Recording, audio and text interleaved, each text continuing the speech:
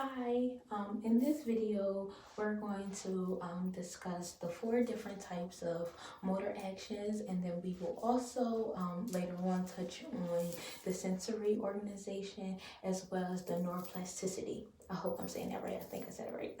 So we have 2 main categories. We have purposeful and then we also have protective. In purposeful, we have the praxis motor action, and this is where cognition directs the motor. So basically, that would be coming up with a plan and basically executing it or acting on it would be like a simple way of explaining it. This is found in the cortical region of the brain, and it is voluntary. It's a voluntary action.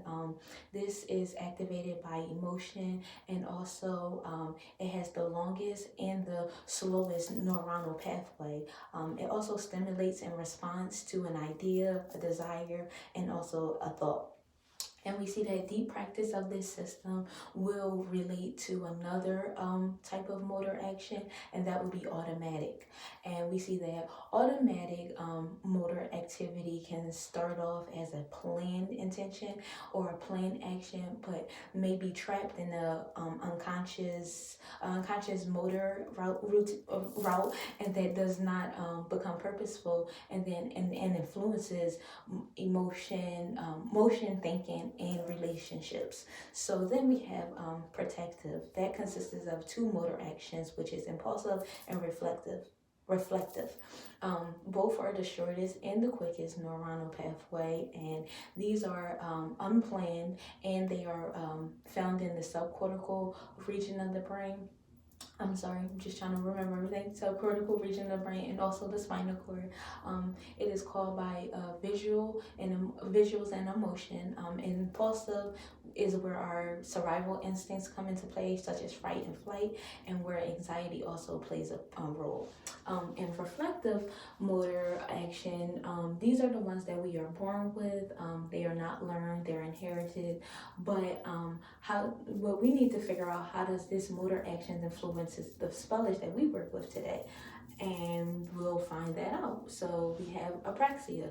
Apraxia is a neurological disorder that affects the ability to perform an action on purpose.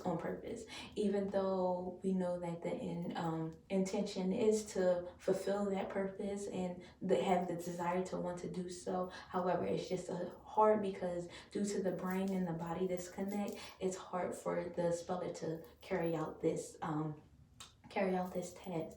So we can see in multiple spellers that we work with that happens a lot. So if we have sensory movement differences, the sensory movement differences is the loss of body and input, and the intense feeling may to them be trapped. So, and there are things that they look at can be beautiful, or it can be not so pretty, or it could be hurtful to them with people that suffer with apraxia. This is because the synapse could be producing too much, or maybe also too little, or a mixed signal that can impact the feedback loop. So the biggest question is, how can we help our spellers to move forward in this? So we see that sensory organization along with motor can provide an effective pattern of motion and also contribute to purposeful activity.